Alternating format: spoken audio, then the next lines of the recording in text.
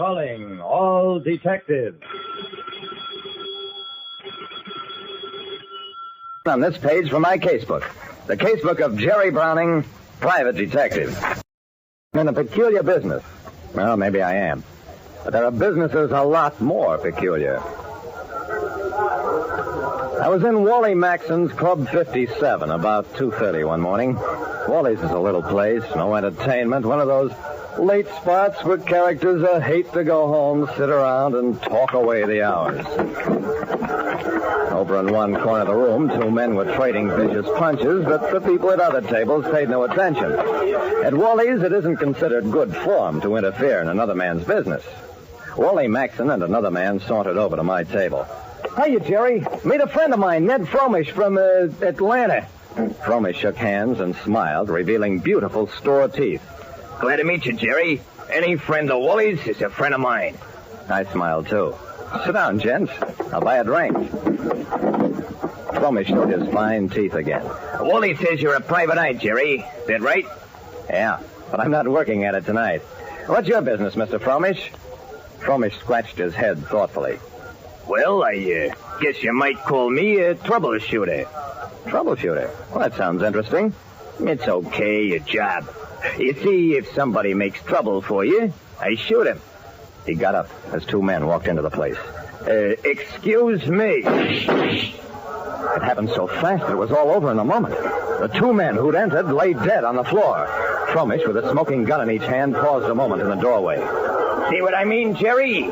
Troubleshooter. Good night. A man who called himself a troubleshooter, if people made trouble for you, he shot them, wasn't fooling, because he shot and killed two men and escaped.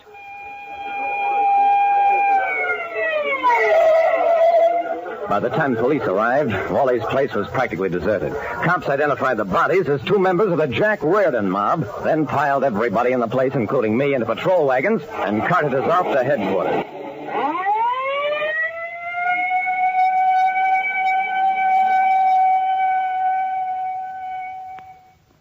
For once, Lieutenant Dawson was annoyed with me. Jerry, you mean to say this Fromish sat at your table told you he was a killer and you let him get away with something like this? Well, I thought he was kidding. And when the shooting started, it was over in a second. Dawson shook his head, turned to Wally. You're in a tough spot, Maxon. You knew Fromish. You helped him ambush Reardon's man. Wally sighed and looked unhappy. You got me all wrong, Luke. Sure, I knew Ned from Atlanta. I did 3 years there when he was doing 10 to 20. Being from the same college, he was naturally a friend. Well, I didn't know his business. I wouldn't help wipe out Reardon's boys. I get a lot of trade from them. Now they'll probably boycott the joint. It was daylight by the time Wally and I were released. Out in the street, Wally shook his head sadly. You know, Jerry, something like this shakes a guy's faith in human nature. Well, see you at the morgue. I grabbed a cab and went on home for a few hours' sleep. But as I opened the door to my apartment... Hiya, pal. Come on in and close the door. I looked at the revolver dangling from Ned Fromish's index finger and did as he suggested. Fromish waved the revolver at a chair. Sit down, pal. I sat down. What are you doing here, Fromish? Did somebody hire you to troubleshoot me? That's no way to talk. You're a pal. Ned Fromish never shoots his friends. If they don't start nothing. Then what do you want? Fromish scratched his head with the pistol muzzle. How's Wally? I mean, did they fling him in a sneezer? In jail? No, he finally convinced them that he wasn't in on the shooting. He did. I called that unsmart. I stared at Fromish. Suddenly, I had a mental picture of Wally strolling away from the police station to sure death from the enraged Reardon mob's guns. You should take good care of your pals, Browning. Come on. Let's see can we troubleshoot a little for Wally.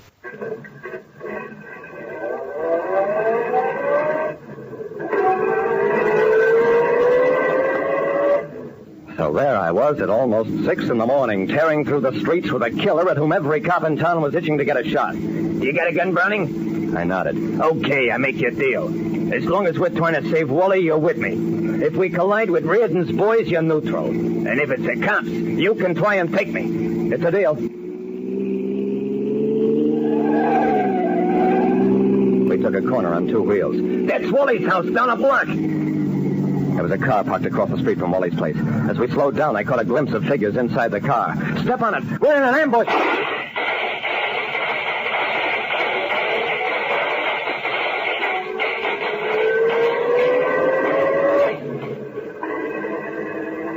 That settles it. Reardon has Wally. We're going to Reardon's joint and take it apart.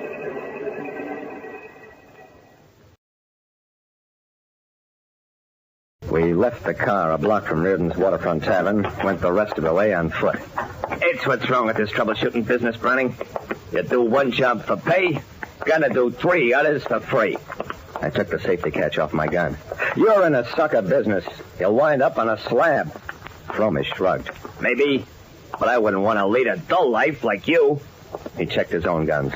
Reardon is expecting this, so we'll go in shooting. You look for Wally while I keep the boys' heads down.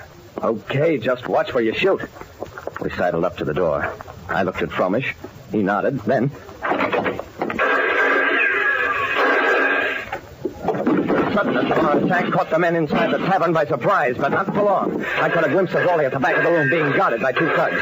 With bullets whistling around me, I made a dash for Wally as his guards dived for cover on the table. Come on, Wally, let's go! A bullet caught Wally in the arm. I flung him over my shoulder, raced for the door, conscious of Fromish still standing in the doorway and blazing away with both guns. Trouble, that's all I got. Stand up, Reardon, and take it like a man.